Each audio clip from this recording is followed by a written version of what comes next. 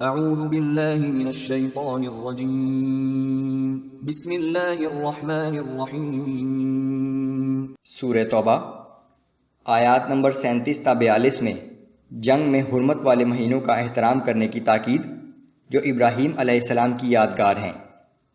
منافقین کو جہاد سے فرار اختیار کرنے پر وعید۔ اللہ ہمیشہ اپنے رسول کی مدد فرمائے گا۔ مسلمانوں کو ہر حال میں اپنی جان اور مال سے جہاد کرنے کی تاکید۔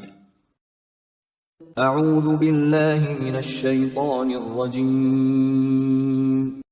انما النسیء زیادة فی الكفر يضل به الذین کفروا یحلونه عاما ويحرمونه عاما ليواطئوا عدة ما حرم اللہ فيحلوا ما حرم اللہ۔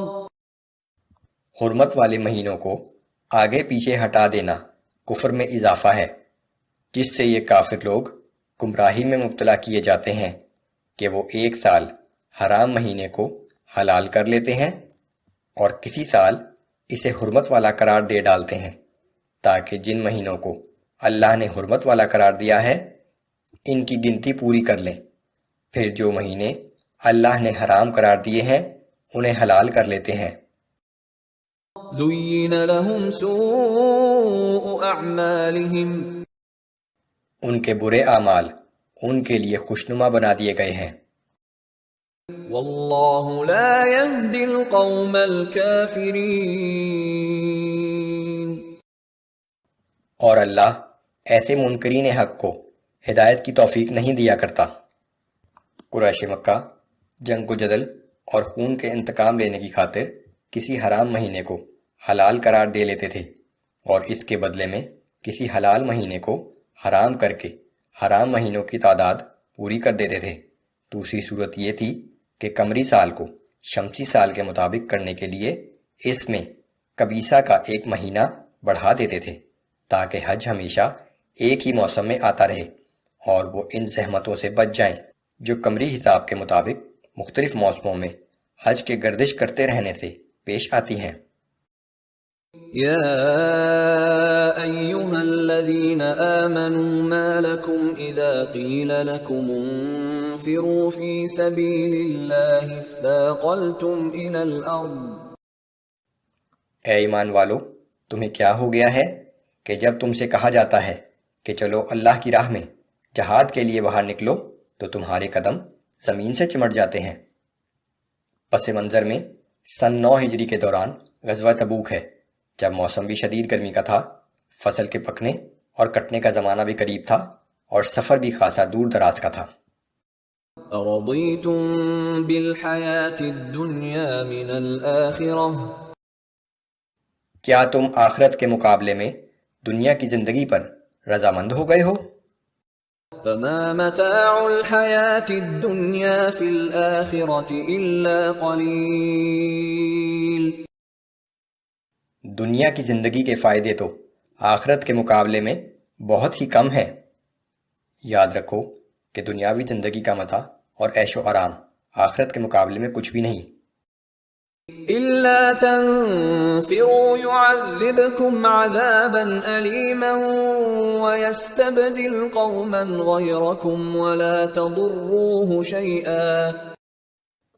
اگر تم جہاد کے لیے نہ نکلو گے تو اللہ تمہیں دردناک سزا دے گا اور تمہارے بدلے کسی اور قوم کو تمہاری جگہ لے آئے گا اور تم اللہ کو کوئی نقصان نہ پہنچا سکو گے۔ واللہ علی کل شیء قدیر، اور اللہ ہر چیز پر پوری طرح قادر ہے۔ الا تنصروه فقد نصره الله اذ اخرجه الذين كفروا ثاني اثنين اذ هما في الغار اذ يقول لصاحبه لا تحزن ان الله معنا۔ اگر تم لوگ اللہ کے رسول کی مدد نہ کرو گے تو یاد رکھو کہ اللہ نے تو اپنے رسول کی اس نازک وقت بھی مدد کی تھی جب کافروں نے انہیں اس حال میں گھر سے نکالا تھا کہ فقط ایک آدمی ان کے ساتھ تھا، اور جب یہ دونوں غار میں تھے اس وقت پیغمبر صلی اللہ علیہ وآلہ وسلم نے اپنے ساتھی سے کہا کہ کچھ غم نہ کرو، یقیناً اللہ ہمارے ساتھ ہے۔ فأنزل الله سكينته عليه وأيده بجنود لم تروها وجعل كلمة الذين كفروا السفلى وكلمة الله هي العليا۔ پھر اللہ نے اپنے رسول پر تسکین و رحمت نازل فرمائی اور ایسے لشکروں سے مدد فرمائی جو تمہیں دکھائی نہ دیتے تھے، اور بالآخر اللہ نے کافروں کی بات پست کر دی، اور ہمیشہ اللہ ہی کی بات بلند رہتی ہے۔ واللہ عزیز حکیم۔ اللہ بہت زبردست اور بہت حکمت کا مالک ہے۔ انفروا خفافا وثقالا وجاهدوا بأموالكم وأنفسكم في سبيل الله۔